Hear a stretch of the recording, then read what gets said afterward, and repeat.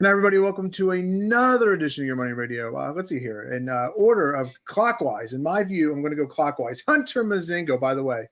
Mimami is awesome. We are Twitter friends. Danny, let's see, I've got Don. And then I've got Alex Katudis out in Arizona, originating from the island that Wonder Woman came from, Greece. And so not an island and not where Wonder Woman's from. But anyway, Alex is from Arizona, and that's how I remember that, because I say Alex and then I think Arizona. So with that, my fellow stockholders, Mark Levin. Alex the Greek. Yes, let's be. That's his wrestling name, Danny, from his days in the AWA. Let's begin another sojourn into market excellence here. So let's talk. I've got a lot of topics. One that I think Danny's going to really, I think two to lead the show, Danny, that are right in your wheelhouse, but I don't want to spend too much time on the first one. I want to say something really dumb here. Taxes matter, right? Like tax rates matter. And so I'll get the markets up here in the background. I just want to read something from you that, to you that I spied earlier in the week. And then this is going to matter at some point. It doesn't matter right now. Let's see, New York Governor Andrew Cuomo and state lawmakers neared a tax increase that would raise $4.3 billion a year. Let's see here. It's going to affect the state's highest workers. Democratic leaders of the state assembly briefed on it. What it's going to do is it's going to raise taxes to 9.65% from 8.82% for single filers, making more than $1 million. And the plan is going to, the tax plan, the bottom line is it's going to make New York State the highest taxed state in the country. And wow. Yeah, and it's California. That's well, right? And so, but it's interesting because they're going to raise not just personal income taxes; they're going to raise corporate income taxes, and it's. I mean, you can argue both sides of how do you pay for services, how do you evolve as a society if you don't raise taxes. But what it's going to do, I believe, is increase inflation greatly. And it's going to be raising inflation greatly on things that they don't release in reports, such as they released an inflation number this morning. We're taping this Friday, April 9th. They released an inflation number this morning that was higher than expected. It came in hot, Daniel. It was a hot number, but they only say it's X food and it's X energy, meaning they don't include food and energy. And it's the most bogus way to release a report, because what do you spend most of your money on? Housing, whether you're renting or mortgage. People don't eat and drive, Tim. People don't. We don't eat and drive, so we would be great. And therein lies the problem. So people that get taxed, companies, corporations that get taxed, what are they going to do? Are they going to eat that? And if they eat that, what is that for public companies? How does that affect shareholders? That means profits go down, margins get lower. And so do you want to pay up for growth names? And you're like, Tim, this is just New York State. Well, this is a bigger, broader discussion.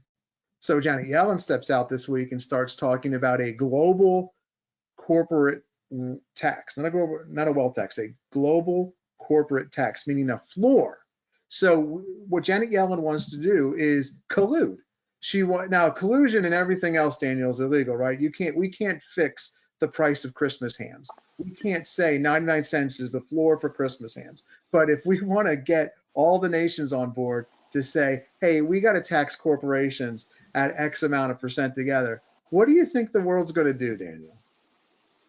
They're going to tell us the pound. I mean, who appointed Janet Yellen the comptroller of the world? Didn't it? China, did she let China know she was going to dictate to them? Well, there's that. And then it removes, what it does is it removes the competitiveness. So you can say, and look, we can have a discussion one way or the other, whether you're pro higher taxes, the tax rate's too low in this country. It's almost not what I'm describing here. What I'm describing is what's about to become an anti-competitive nature.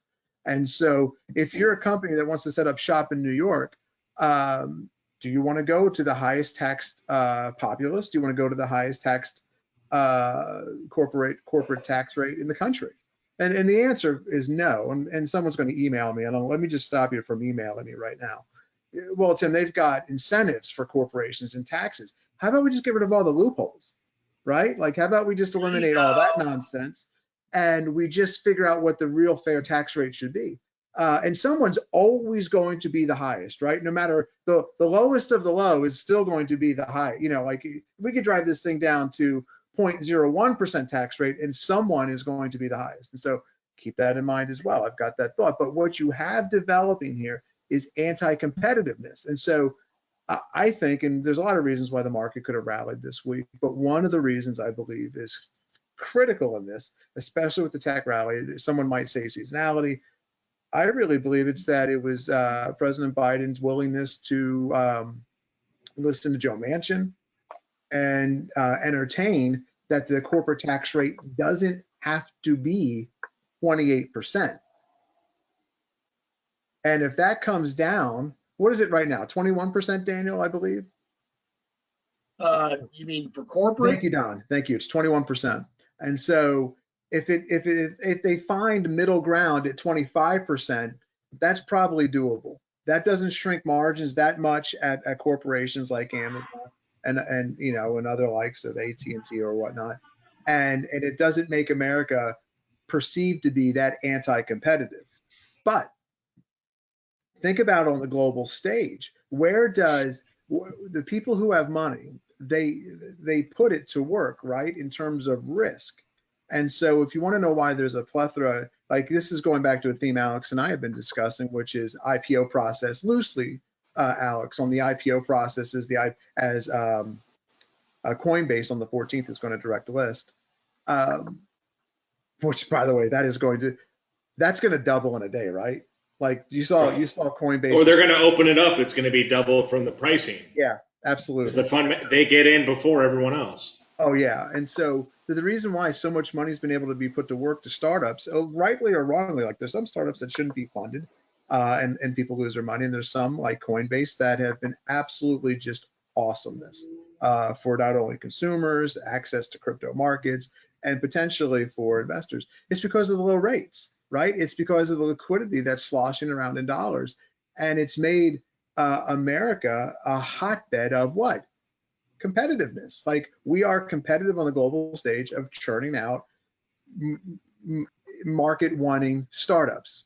Would you agree? I think Israel has a really great incubation center for startups and innovation. But Daniel or Don or Hunter or Alex, where's the other innovation coming from? I know that maybe I should actually send. I thought we were talking about taxes. Which one do you want me to take? I'll take either one. Go ahead. Look. I want to hit a couple points because you brought up a bunch of points. So New York is now trying to make up for lost revenue. You know why they had lost revenue? Because there was a mass exodus to Florida and tax-free, not income tax states. So a bunch of people left because of their higher taxes. So what do they do to fix it? They raise taxes even higher. By the way, there's a mass exodus from California too. So higher taxes don't work. The reason there was a big competitiveness in manufacturing came back to the U.S., whether you love them or not, Trump lowered the corporate tax rate. It made us more competitive to other countries that all had a 15 or look, 21% corporate tax rate still isn't a super low tax rate globally. There's lots of countries that have a 15% or lower, but that made manufacturing come back. And by the way, the Treasury, the IRS actually brought in more revenue with lower taxes. I don't know why Democrats and Republicans can't both get on the same page about stimulating the economy and bringing in more revenue. You could fight over what to spend it on. Mm-hmm. You know, bullets are feeding the poor. I don't care about that. All I'm saying is, if you want to have a better economy and better for all, lower taxes work because the government actually brings in more money and you have more jobs. You have a bigger base on which to tax. You know, Kamala made a point yesterday. I literally heard her say this. She said, just because we raise corporate taxes doesn't mean the corporations will raise prices on the consumer.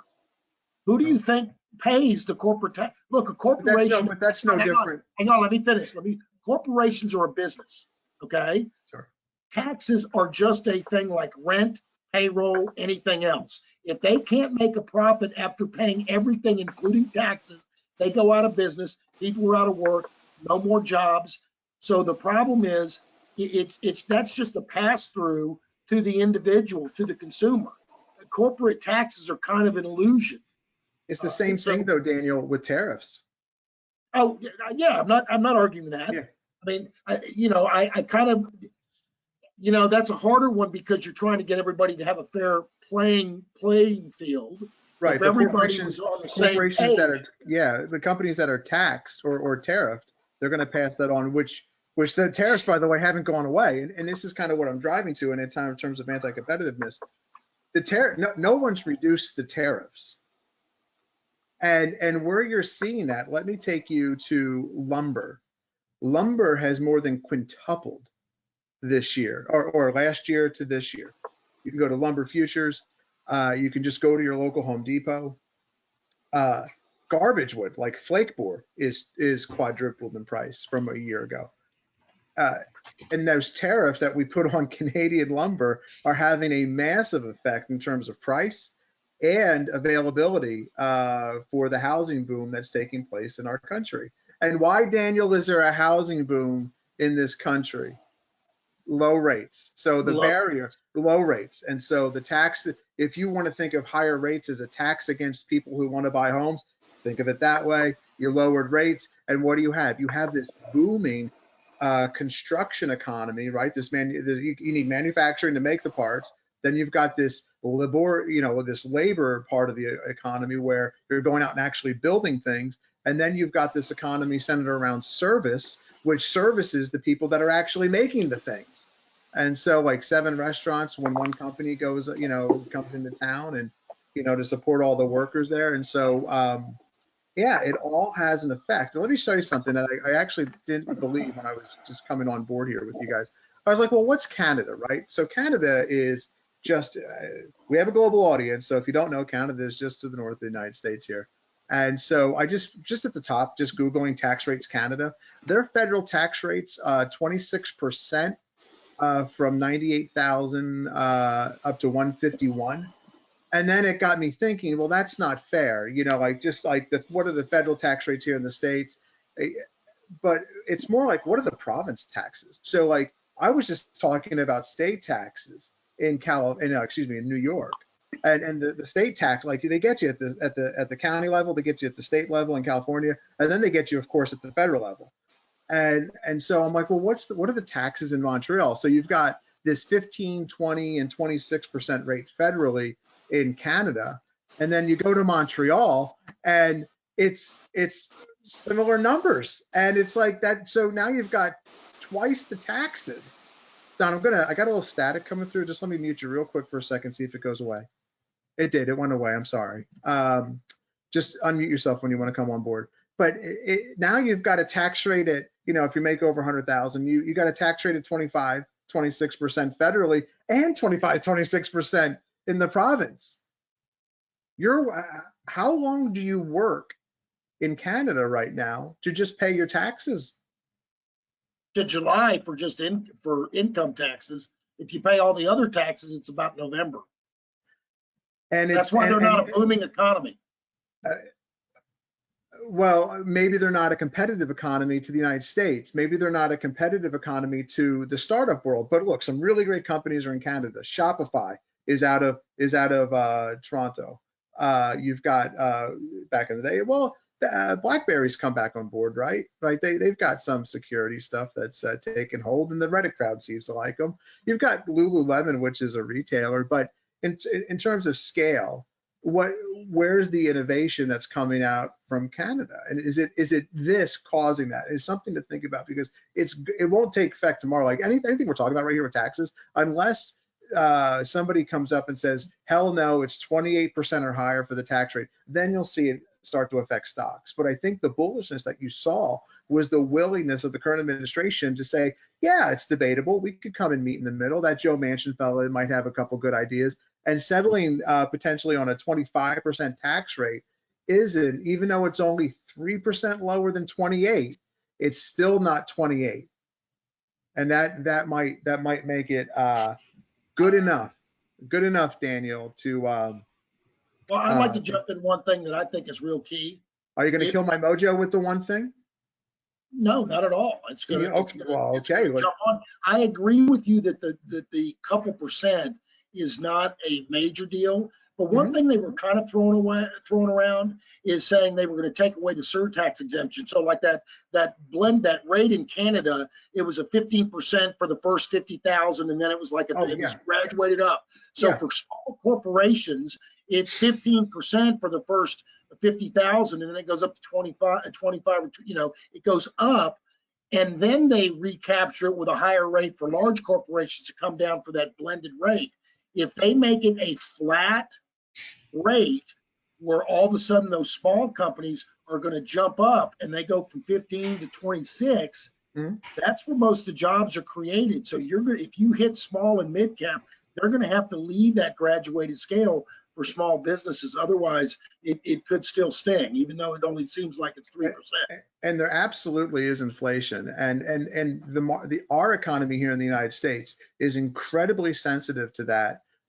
Where housing stocks took a little bit of a pullback in the middle of the week when it was, that after how many weeks of raising rates, mortgages just dropped kind of off precipitously, and but now for the first time in 2 or 3 weeks, mortgage rates haven't gone up this week in particular, and so we'll see if that gets housing's a whole nother. We'll see if that gets mortgage applications going again. But housing's a whole nother issue with the shortage, and nobody wants to leave, and their homes were living longer. A whole lot of issues there. But Daniel, who sets all this policy? Who does? Tell me. The Fed sets the interest rates. Is that what you're talking about? Tax rates. I'm sorry. I should have been more specific. Who sets the tax rates? Well, supposedly Congress, the Treasury enforces it, but it's supposed to be Congress. I got something for you here, Daniel. Now, this, I think, is the best piece of research I have ever brought to the show. I've been doing a podcast with you since March of 24. Well, I was going on the 5 at 5, but it wasn't topical like it started to be in March of 2014. What I'm about to bring you, and stock nerds that have been with us this long, is the best piece of research ever that they can do at home continuously. It'll keep them informed continuously. And I think, Daniel, this is something that you will be doing at home, if not on your phone. Okay, you ready? That's a big buildup. God, I hope you're not disappointed by this, but here we go. Let me come over here.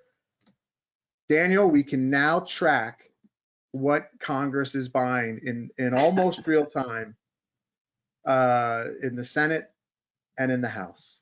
We can do it by, I'm gonna get my marker engaged here. We can look here at Senate Stock Watch, which is senatestockwatcher.com.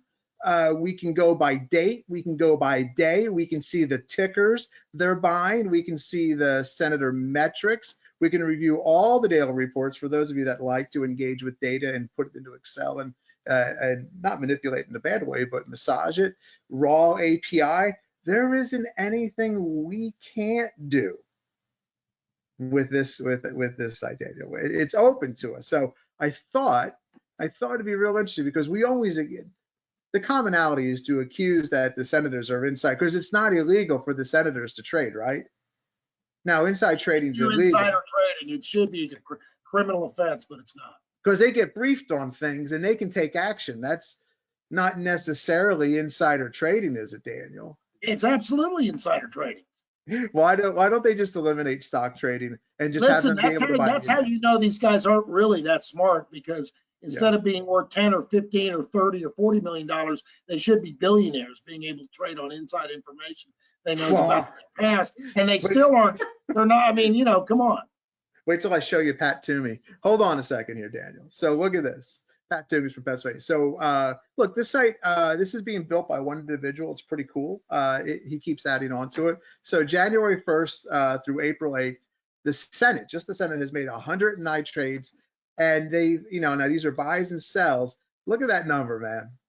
They've moved, between 50 of them, about $6 million, 63 buys, 46 sells. Okay, so we got that. We'll erase that. we can see the breakdown here, like what Susan Collins did. We can see what Rick Scott, Mark Warner. We can see that James Inifei, they only sold, right? Why did they sell? Oh, Pat Toomey, we're going to talk about you. But down here is, if you want, I can't see it, fellas, as I manipulate the site. So if you want to jump in, just jump in. But down here is the 16 senators. So it's not the 50 senators, right? It's only 16 that have reportable trades. So between 16 senators, they moved how much money? 6.5 million between 16 senators, between buys and sells. You can see that the no history available means they traded bonds. So we got that. We can see SH and PSQ, which are index-based, Apple, KLSC, but it's going to the individual senators. So like if we go to Tom Carper, I don't really know who Tom Carper is. These names sound familiar. I don't know where Tom Carper's from. You can see that Tom Carper purchased on December 30th. He got some Tesla between 1,000 and 15,000. He sold some at PBA. Is that PBR is the beer? What's PBA? Somebody tell me what PBA is. You can It's see a pipeline corporation. Oh, interesting. Got out of Invina, something like that. All right. You can see all this guy's buys and sells. And as we come into 2021, look at this. I got a hot tip. I'm going to get me some XCAP. Nobody knows what XCAP is, right? It's so, I mean, who the hell buys XCAP? But he does, right? Let's see. Let's not be accusatory in my tone. But how about this RODM? It got rid of that, whatever that is. You'll see some strange tickers. And my theory on all this is when you see the tickers that you don't know, they're typically going to be SPACs. That I do believe is a tip, right? Like I mean, you think between all their lawmaking that they're just like on SPAC watch? Like Hunter's on SPAC watch. Alex is on SPAC watch. Do you think Carper's on SPAC watch? What the hell's Carper doing? What's FC Picks, right? My without looking, my thought is it's a SPAC, or it's a vehicle that's going to merge with something. So let's get to if somebody wants to answer that, that'd be fantastic. But let's get to so we could do you have anybody you want to see? I'm saving Pat Toomey for the end. Out of the senators, Rick Scott. Rick Scott, yeah, man. Let's take a look at old Ricky. So Ricky here, he purchased, right? And if you just click the little triangle, you can see that he bought not Florida bonds, Wisconsin bonds. So he gets a coupon rate of 5%. And you can see all the details with what Rick Scott bought there. Anyone else? Anybody else want to see somebody? Can I interest you in a Hickenlooper? FC Picks is a Fidelity Advisor International mutual fund, which means he's paying 12B1 fees to have advisor funds. I told you they weren't that smart. Oh, wait. Okay, let me not go any further then. Let's just get to Pat Toomey. Let's just look at Pat Toomey's sells. Maybe I don't know when he got into GameStop. He sold Shop.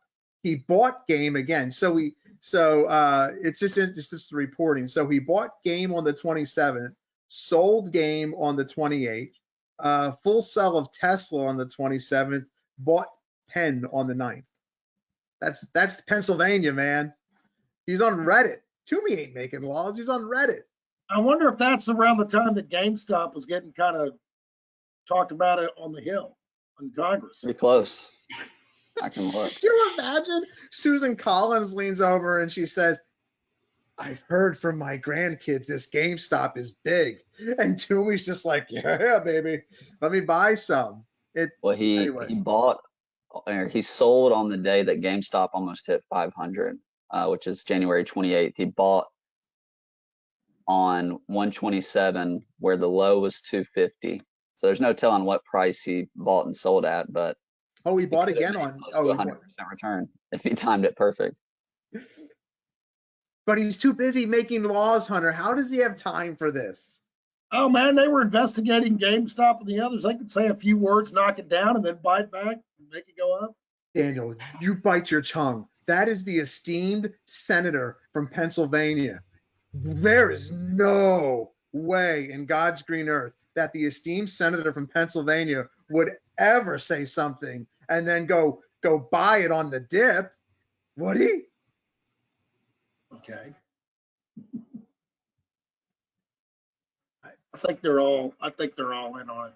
I mean, come on. He was at the time when was Congress starting to open their carp about, speaking of carping about.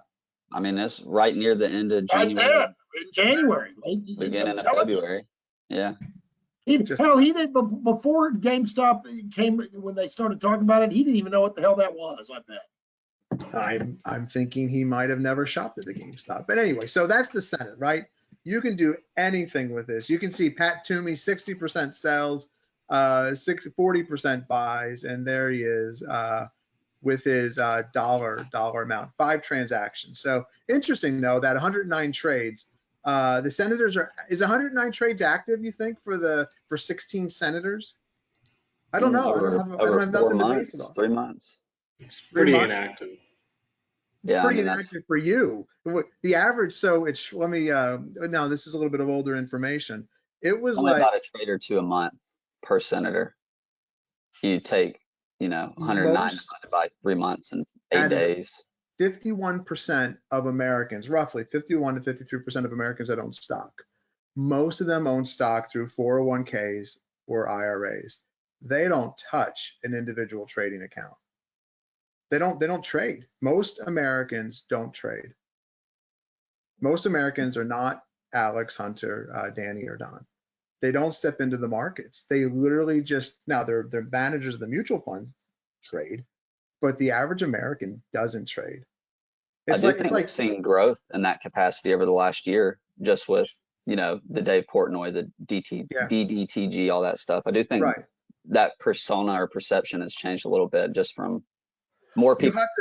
At the end of 2020, and I don't think the stats are out yet. I haven't seen any reports, and I've been looking. How many Americans own stock? And it used to be just like between 1% and 5% of Charles Schwab's account holders made for the majority of the revenues, and that was the active trader group. And that's why they got catered to for so many years, that that it was active trading that supported a lot of the fancy bells and whistles that brokerages would roll out. Most Americans don't trade. Maybe they do now. To your point, Hunter, 109 actually does seem pretty high for me. Is everybody an active trader now? I don't know. Seems high to me, but we can take it a step further, Daniel. This is the sister site, House Stock Watcher. Now, this is over, how many members of the House are there now? There's over 520. I believe that to be true. I don't know the exact number.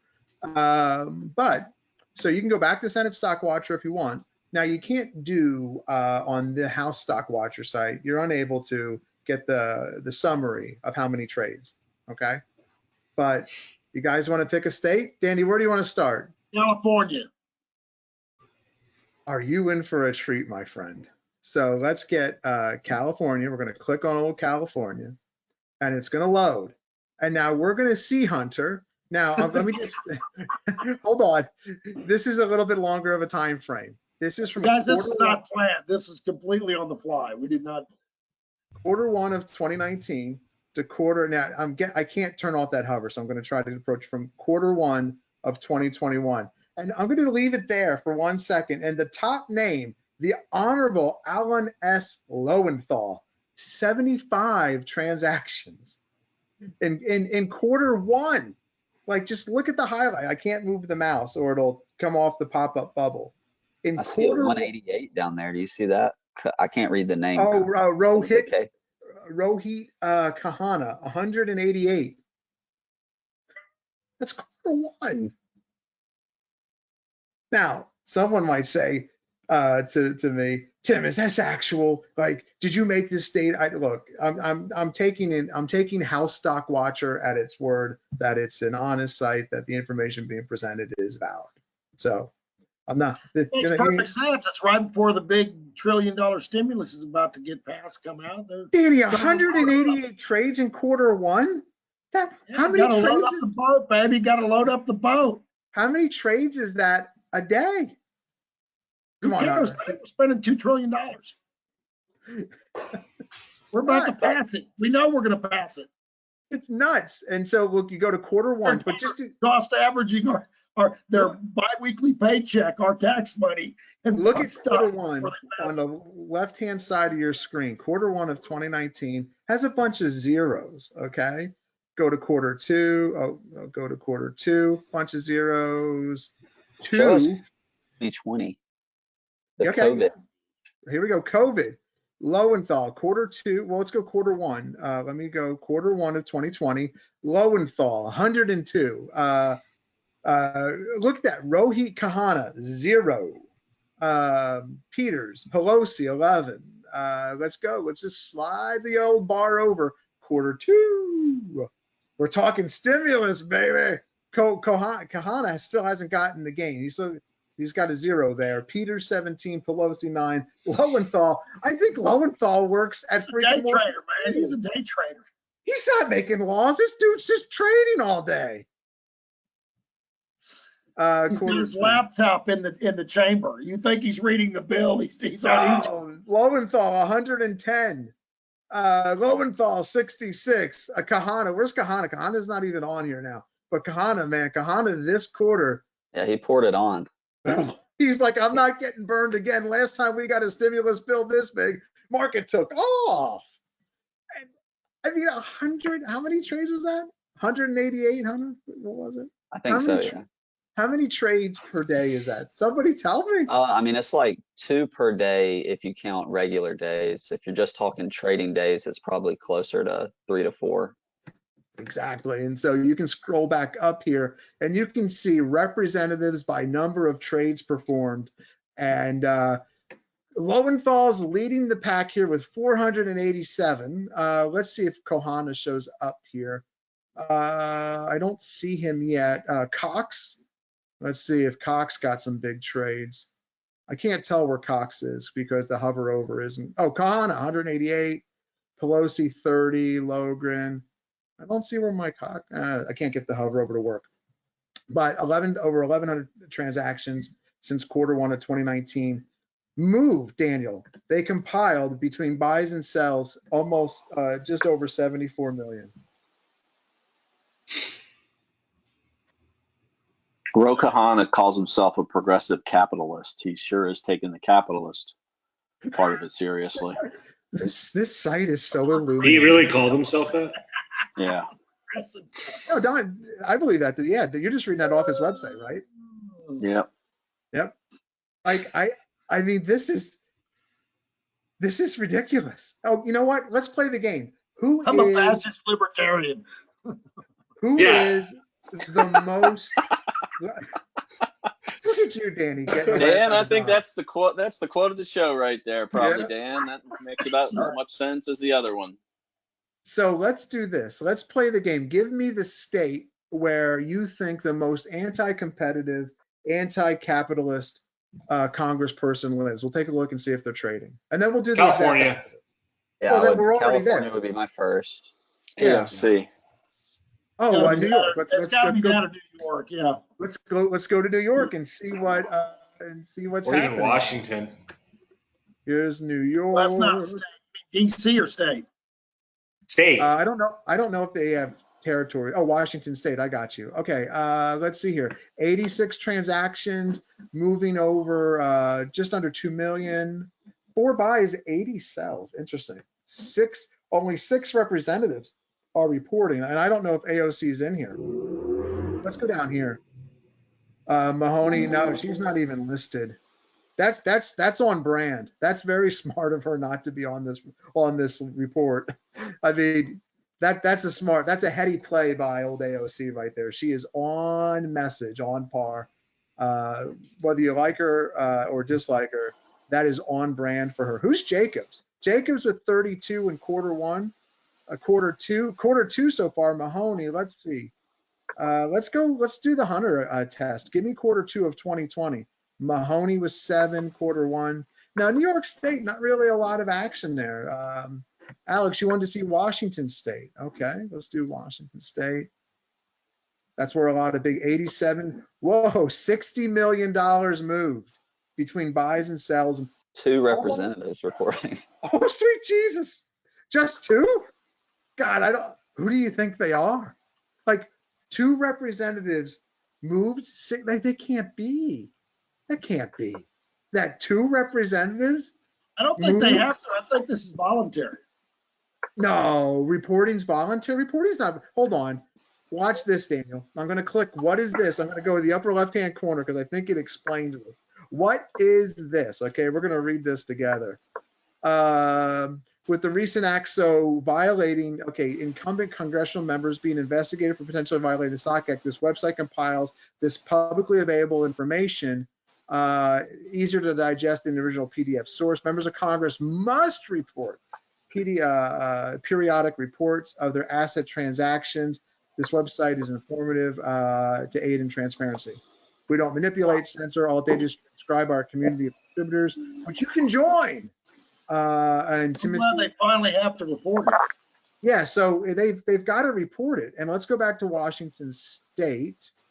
2, who are these people?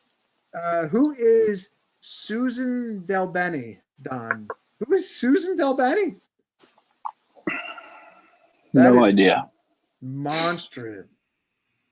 13 transactions so far in Q1 of 2021. Let's do the Hunter test of how active was she when stimulus was coming around. 16 trades in Q2 of 2020. Q1, 13. How illuminating is this site? We got any more? You want to see Texas, Danny? We'll end on. Do you want to save Texas for anybody want to see Florida, Texas? I can pull it up. I can entertain you. Let's do one more Texas and then move on. One more. All right. Give me Texas.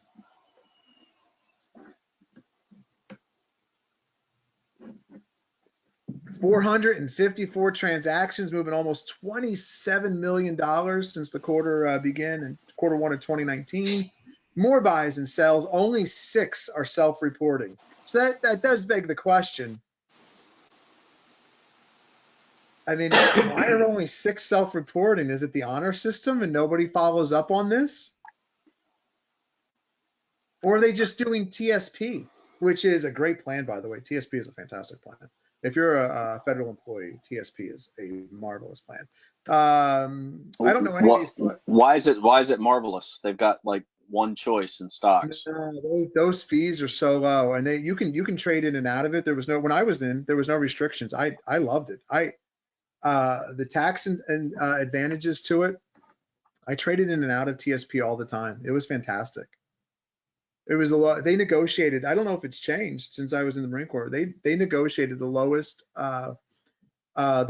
fees for funds. You can't do individual stocks, but if you're stuck on a ship or a foreign country, and you can just get access and do it lickety split and read a market, you can help yourself a ton. It's a good plan. Do you know any people? It is cheap. Oh, here you go. Dan Crenshaw. Dan Crenshaw. He's famous. I know him. Do you know any of these other people? Doggett, McCall, Taylor. I don't know these folks, but let's see. Whoa, who started trading in 2020? That would be Dan. Is that no? Who's that blue line? Stimulus, baby. Oh, that's got to be. Terry McCall. I think that's Conway. Yeah. With 33 trades. Yeah, Michael Conway figured out how to use a brokerage account in downloaded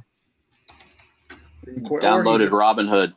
Yeah, or because you're not a freshman congressperson in Q4 of 2020.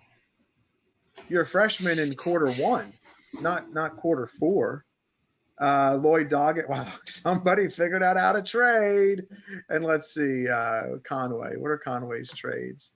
Conway is just the oh yeah, there's Conway. And then let's see how much Conway is trading. He is this blue part right here. $11 million Conway moved since he started figuring out how to use Robinhood. Interesting. So anyway, that is Danny, I can send you the site, but this is pretty freaking awesome. So give credit where credit's due. Good friend of mine, and he does watch the show. Jeff Steele sent me this. He knew I'd be interested in it, and then I started researching it, and it's freaking awesome. So let's see. Danny, I'll give you a choice. Do you want to go to moves the shop made this week, or do you want to go Depend and DraftKings are still failing? Moves the shop made this week. All right, Don, take it away. We got more heavily involved this week in a couple of stocks that really have taken the leadership role earlier this week, namely Pins, Square, Futu. Upstart had a secondary, but it made a perfect bounce to the 21-day moving average after it announced the pricing today.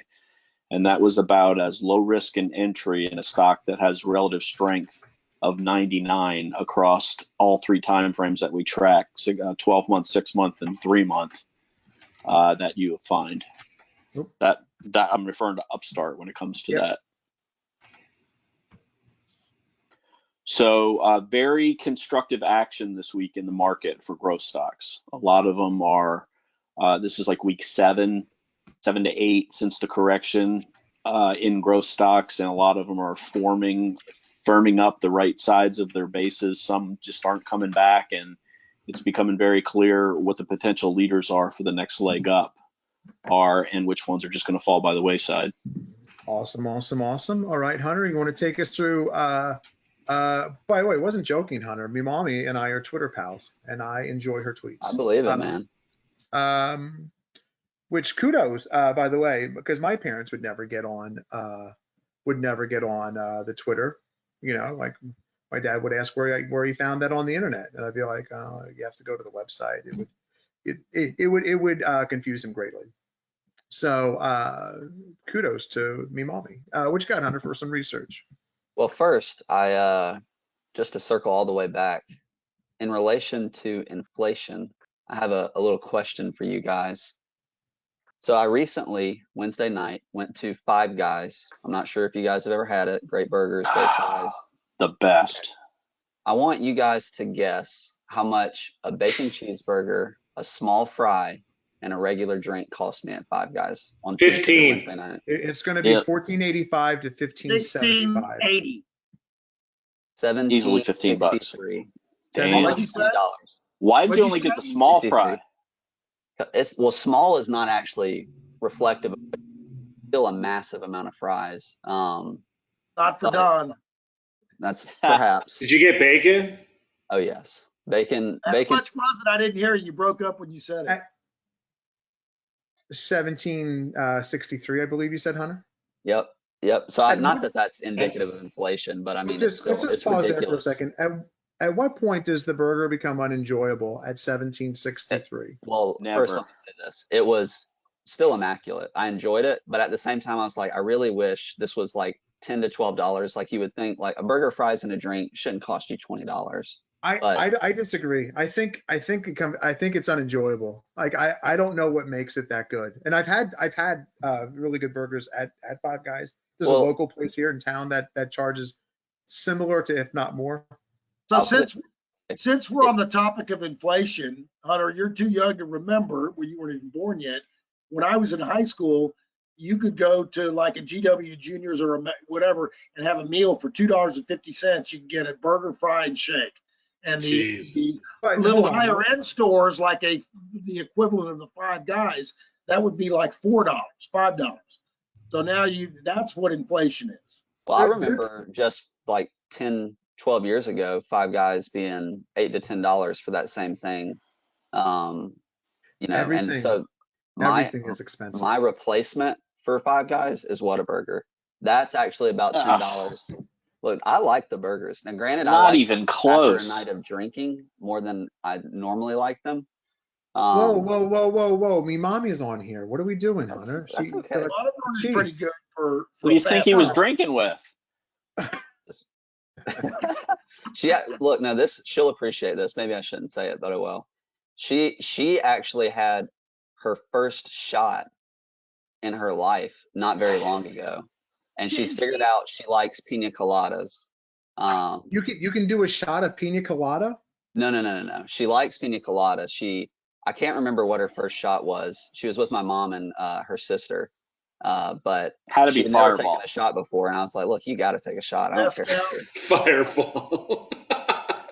Mezcal. She ate the worm. So I think from like I as a matter of fact, I just can't. I don't enjoy the burger when it gets that expensive. Like, how do you take a family of 4? I know not where you're at, Hunter. How do you take? I think there's going to be a tipping You probably point. don't take a family of 4 You to don't. Five Yeah, Guys. like that's. You go to Whataburger, McDonald's. We were talking on the morning call this morning because I have something about stimulus checks and where they're really going.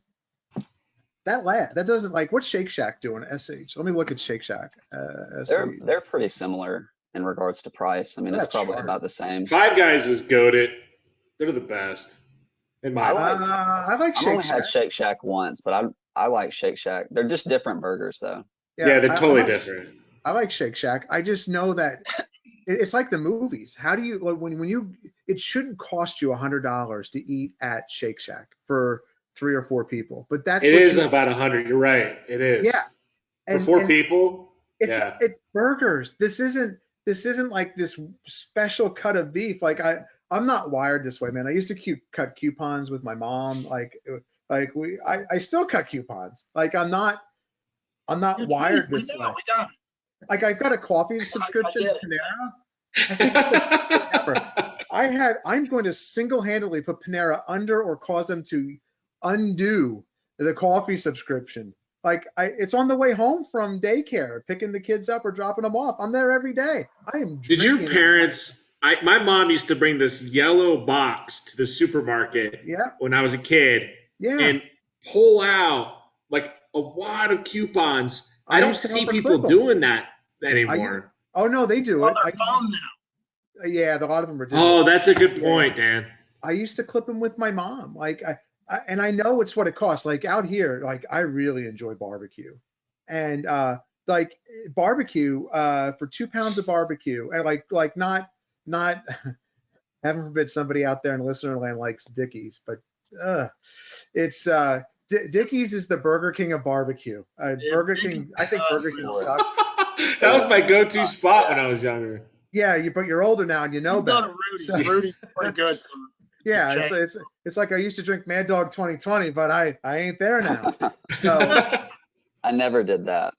Well, you got standards, Hunter. I didn't have any standards, and so Dickies is not good. And but anyway, there is really good barbecue where I'm at, in like 2 places in particular. You know, you buy it's legit. It's $21 a pound. And you're like, look at you, Alex, right? I just said it's like $21 a pound for brisket. That's insane. And brisket is Not if you know how to smoke it yourself with your handmade rub. Ooh, handmade rub. A lot of words that Danny and all I heard were handmade and rub. So Hey Dan, speaking of which, what's that spot in Austin that's famous for their the barbecue? The guy's always on Food Network. He wears glasses, thin guy. He's pretty famous. I forgot the name of the spot. Aaron Franklin. Yeah. But the Snows I hear is better. I've not had Franklin. I've had not had Snows. There's a guy here, by the way. There's a guy out here named Josh Sessions. It's some of the best brisket. It's been written up in Texas Monthly. It's real close to me here, and I love his brisket. I think it's $21 or $22 a pound. Like everything is going up in price. And Daniel, you're right. If you can smoke your own meat, which it's huge here. It's a sport in Texas. Smoking your own meat. I'm pausing. I'm laughing to myself. I've said the joke in my head. Everyone can do it at home. But if you enjoy smoking your own meat, Any kind of meat, man. Turkey, fish, chicken. Yes, Danny, any kind of meat. If you enjoy smoking any kind of meat, you can absolutely enjoy that without spending $21 a pound. But to have somebody else rub your meat and smoke it for you, it's a skill. Yeah, I couldn't get it out of my head. I'm sorry. It's a skill. It's legitimately a skill, and I don't think you can achieve it like on although some people disagree. Like if you can't do it right, like you've ruined a good piece of meat. Like it takes a lot of practice to get to where some of these pit masters are. $21 a pound, and someone's out there going, you won't pay $17 for a hamburger meal, but you'll pay $21 a pound for meat. Like, there you Well, have since it. you're in Texas, we could probably get some tips from Deshaun Watson on that, couldn't we? Well, Oh, I should have kept his microphone muted. It's a mistake on he my just got part. dropped by Nike and by Beat. That's a show Or failure. suspended by Nike. That is a show failure on my part, friends. So anyway, go Shaq does not look good. What do you got for research, Hunter? Well, before I get to research, you mentioned DraftKings and Penn. And I know last show we compared those to the weed phenomenon of I guess that was 2018 around September when Tilray went to 300. So I just had a couple of, because I was thinking about it after we got off, and I had a couple of, I guess, counter arguments that it is not like that. Okay, give it to me. Hold on, let's refresh. 2018. 1 second, let's just refresh. I'll let you choose the weed stocks. We'll get them on some weekly charts. Let's just reset the discussion because it's a good discussion. Really good discussion. Go ahead. Give me CGC is easy. CGC peaks in, let's see here, 59.25 back in, here's 2018. Here's the end of 2018, start of 2019. And so you can see where CGC peaks. Not anywhere near the peak was. I think Tilray is a good one to look at. TLRY. Tilray is the one that went. Yeah, I mean Tilray just look at that epic short squeeze. And then I guess that was MJ around then. Yeah, I think so. Yeah, MJ was around. Afria, Kronos. Yep. There's a bunch of them. Yeah, they all kind of peaked there. And so the argument, I wasn't an argument, it was a discussion point that just evolved was we in a couple of years from now, will we be saying, oh, don't lock up chart. Will we be saying the same thing about Penn? And I'm sorry, it just locked up on me, Hannah. Let me see, DKN. You're good. Will we be saying the same thing about Penn and DraftKings a couple of years from now? So anyway, what did you have, Hunter? So just a couple of points. Probably the most important point of all is when a lot of those companies were spiking up and going up so astronomically,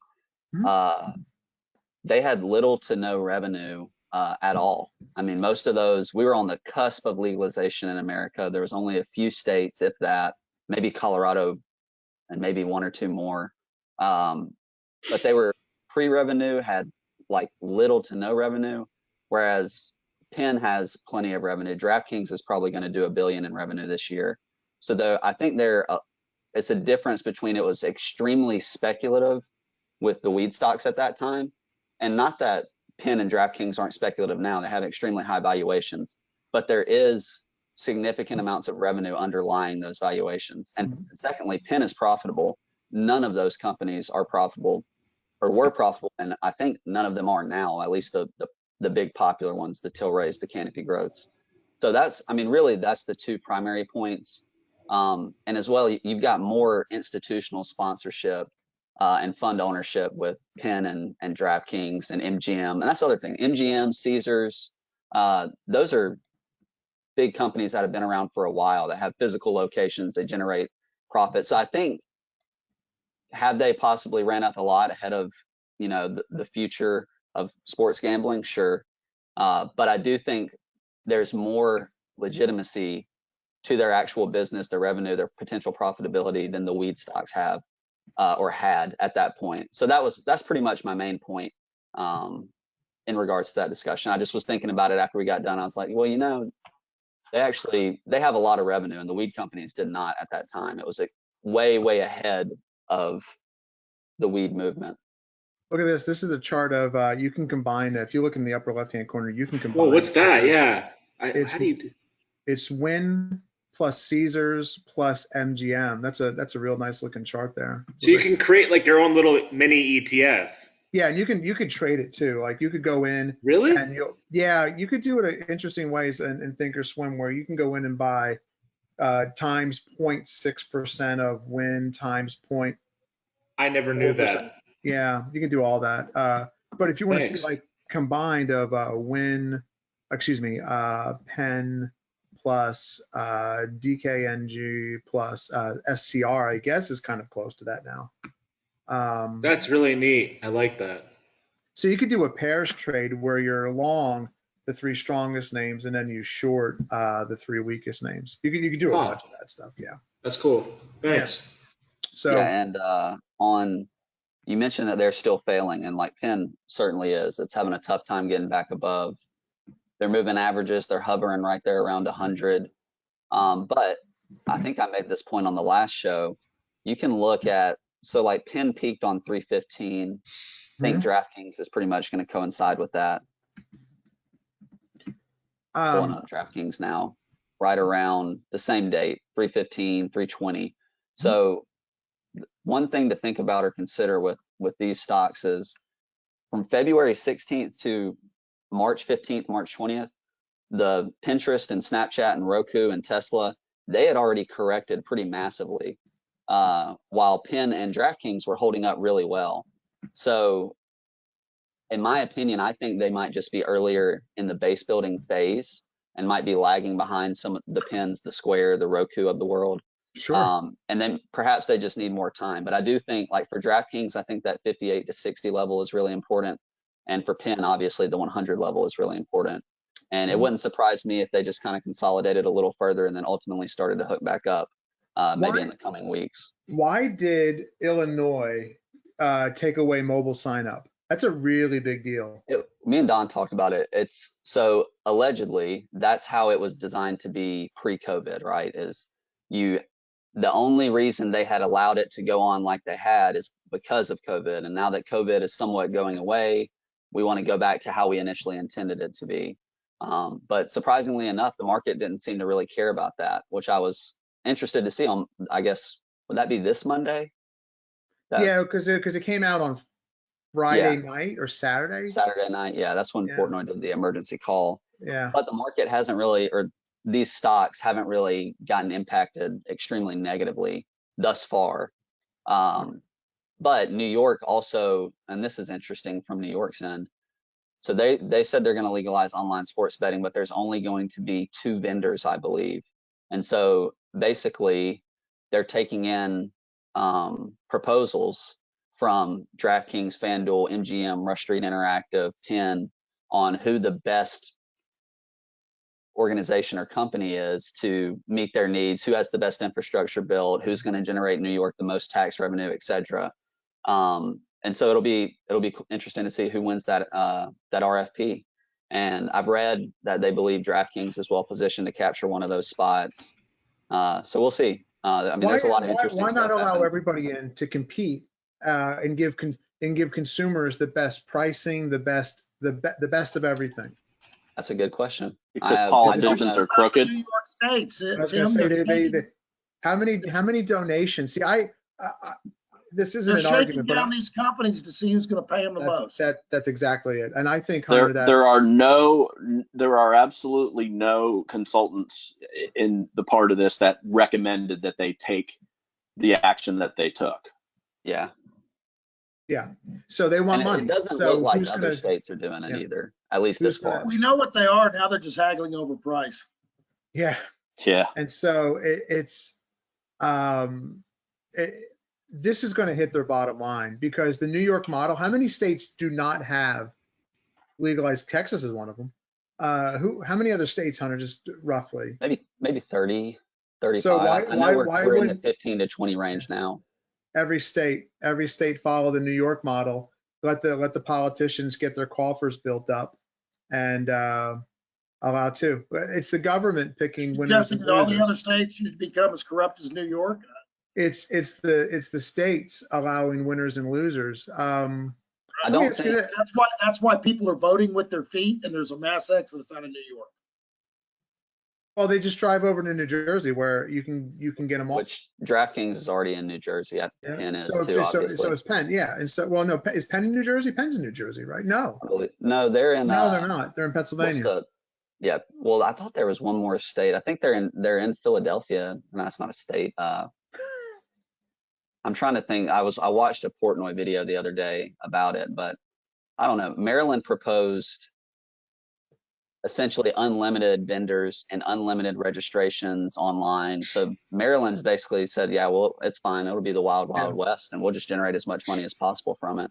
So there's differing paths for these states of how they want to do it, and I guess time will tell how it all works out in the end. I still contend that, and I could be wrong, and I very well may be wrong, that like I love reading about the parlays. Like I've got people now sending me parlays, like of people that have like, have you seen this guy's parlay that won? And if you don't know what a parlay is, it's just a string of different games, different matchups, different stats that if they all hit, they all turn out in your favor. It's so hard to achieve that you win pretty big amounts of money based on the amount that you actually bet. Pretty good way to say it, right, Hunter? Yeah, I got one parlay for you that I read either last night or the night before. Somebody bet $4 on Miles Bridges to score the first basket, Kristaps Porzingis to score the first basket, Bogdan Bogdanovic to score the first basket, and Nikola Jokic to score the first basket, and won $10K. So completely arbitrary. $4 in the $10K, and man, that's sexy. That's the same reason why people go out to golf courses, man. You get one good golf shot, brings you right back out again. Like it's euphoria, it's endorphins, it's all the stuff, that pleasure center stuff, man. And but that's how they build their books. And I really think you're going to start to see. I'm telling you, some of these. Do you follow the can't miss parlay from Big Cat?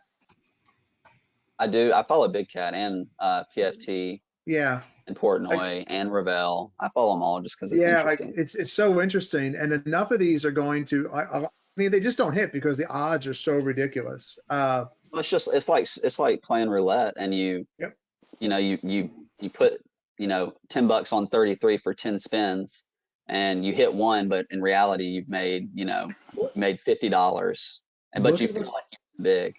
Look at what Congress did to the gamification of the stock market via Robinhood. They did nothing, but they drug them through the mud. The gamification of gambling, which you're like, Tim, it's always been a game. Yeah, but you had to drag your ass in there in person to do it. It's coming. It's absolutely coming. It's just who is it going to hit first? And I do have some actual research for you, though, Tim. I want it. Bring it. All right. So on this topic or stocks? It's on an array of different sectors and stocks, but not relating to DraftKings and Penn. Let's run through it. I'm sorry, I drug on with it. Okay, so just because I've mentioned it a handful of times, I think primarily the last two podcasts, steel in particular has pulled back after it looked like a lot of them are breaking out. Pull up NUE's consolidated right on the 8. Pull up X, they're right on the 21 right here. STLD, slightly above the 21, and then AA Alcoa also right on the 21. So if one was inclined to believe that this move in steel will continue, along with the economy recovering, inflation increasing as we move forward, etc., here's an opportunity where these companies have pulled back, and majority of these have pulled back on lighter volume, particularly X. X had 3 consecutive days of around 100% increase over average daily volume on the big move up to around $27. And since then, they've pulled back on relatively light volume. So I'm watching it. I mean, I'm honestly considering X. I think it has some juice to it. But it's just, it's those cyclical plays, the economy reopening plays, that kind of thing. But I just wanted to highlight that a lot of these are presenting possible viable points now, whereas last week they were pretty extended from their moving averages. Okay, anything else? Go ahead. Yeah, SOXX. I mentioned this last week. I believe was one I really like, and I just wanted to highlight the fact that they're consolidating right near all-time highs, that 445 to 450 level, and I think it looks really good. I know Don mentioned a handful of growth names, Futu, Upstart, apps. I think there's, within the market, there's room for cyclical type, semiconductor, steel, whatever, as well as there's a lot of high risk, high reward growth stocks like apps, Silvergate, GrowGeneration, that are buyable or setting up right now. And so, I would second Don. I think it's been a pretty constructive week for the markets. And my last, KBE, the regional, or I guess it is the bank ETF. There's KRE, which is the regional. These are the banking center banks like Bank of America. Yeah. So they've actually, that's a really tight consolidation on the 21. It's something I'm watching, and obviously they kind of move with rates, and depending on what TLT does and what the yields do, kind of affects their prices. But XOP has also consolidated on the 21 and the 50. It's breaking down a little bit today. It doesn't look great, but I think 76 is the low from that previous down day there. Oh, sorry. So just, and I know crude is down slightly today, but I think those two are interesting to see where it happens from here, because those were two market leading areas for the last 4 or 5 months up until this recent correction. So be interesting to see where they go from here. All right, Hunter, Alex, what you got, man? You got one or two? Yeah, I got something that's tied into the home building play and infrastructure. It's Autodesk, ADSK, and people are like, oh, well, that's a software company. Okay, you have to look into the company, what they do. They do software engineering and design and 3D printing models for architects. So if you want to design a new home, it's actually really neat if you go into the company on your free time and look at what they do. It's pretty special. They do have a moat. I don't see any other company really doing what they're doing. It's setting up nicely, nice double bottom base. I talked about it in last night's video, the 2-touch on the 200-day moving average below. You can see it there on that orange line. And that's a really good indication of institutional support. And last week I spoke about Facebook. That worked out pretty well. If you did buy, you could probably hold here. If you want to trim, that's understandable, but I'm waiting for some moving averages to catch up, like that 21 EMA. That's about it. Okay, Danny, let's take us out, and I've got one last thing. Let's get you on the page here. Folks, if you like what you heard, please tell a friend, tell a neighbor, just send them to revereasset.com, and they look at all of our complimentary research. If they sign up on the subscribe button, we'll send them this podcast every Saturday morning. When it's done, we'll also send them our daily market insight video, which should be about 10 minutes to 15 minutes max on the Monday through Friday, any day the market is open. You can also go to the webinars page, and that's a sign up for Don's Lunch and Learns that he does about once a quarter at noon on Wednesdays Eastern time. And even if you can't sign up, you can, he'll send, even if you can't do it because of work, he'll send you the recorded link. So that gets all of our stuff. And if you want to email us for a complimentary portfolio review, or just have questions or comments, or you got a topic you want us to talk about, just email us at dan@revereasset.com, Tim at Revere Asset, Hunter at Revere Asset, Alex at Revere Asset, or Don at Revere Asset. You can always call us old school at 855 Real Wealth. Easiest way to do it is just call. Like if you got a long-winded question, just call. Real quick. Let me get Don back on unmuted. Don, let me mute your mic. It got static. Yes, there you go. In a couple seconds, Don, can you just give me 2 or 3 China ETFs in a few seconds? So let's do this. Let's look at the NQ real quick. It's curious to see what happens with the markets. There's a big Elliott wave level up here that I don't have plotted on my chart, on this particular chart. But I really think you can get up to this third ATR. But you got to understand, there are 2 ATR here. So if you're at home, this 2 ATR level has started with the NASDAQ some pretty pretty nice pullbacks, if not sharp pullbacks and quick moves. And you're in that zone right now. What an incredible move off this level from the March lows, and then starting with the jumper trade, little consolidation at the 21. So, and the ES has been just, I mean, super strong. This is a big deal right here. The ES, the last time it got up close to the 30 ATR and touched it was back on, I think it was Moderna vaccine announcement day, November 9th. So know where you are in time and space. Now.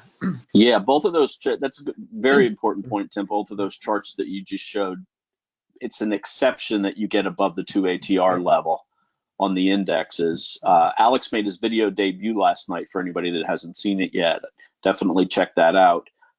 He made that exact same point that we are extended. So know where any particular stock that you're buying is relative to its support levels and keep your entry points very low risk. Yep. You said China ETFs? Yeah, there's not that many that are super popular. The big two that I follow are KWEB, which looks terrible. This is the Chinese, basically the equivalent of an internet ETF. The biggest 10 Chinese companies, KWEB.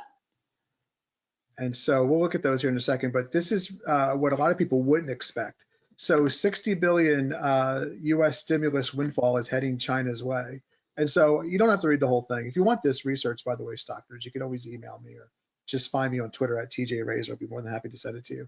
So all it tells you is that this fella right here, great year for Chinese car wheels, because Joe Biden's $1.9 trillion boost, Americans flush with 400 stimulus checks, means demand in the U.S. is rampant. And what happens is we're entrepreneurial, Danny. It goes back to risk, that we're entrepreneurs in this country. We're risk takers.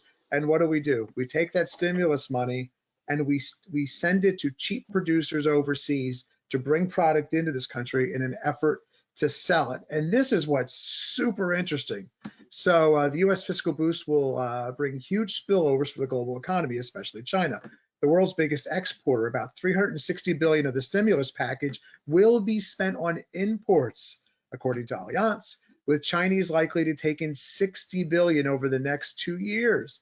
It also means prices, rising prices for Chinese-made goods that have already started to tick up. But what happens is the trade balance gets less, there's a bigger trade imbalance with China, which is a really big deal for us here in the US, which leads to contentious negotiations, which means tariffs are probably here to stay.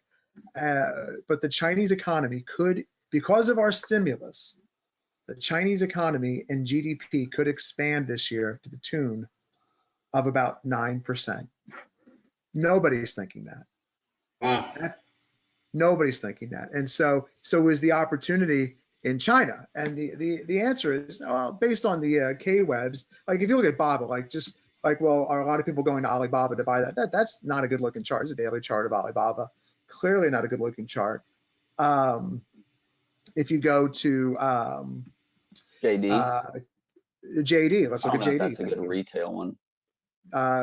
Still not any good. How about we go KWEB, like Don said? Well, maybe an amalgamation of some names in China.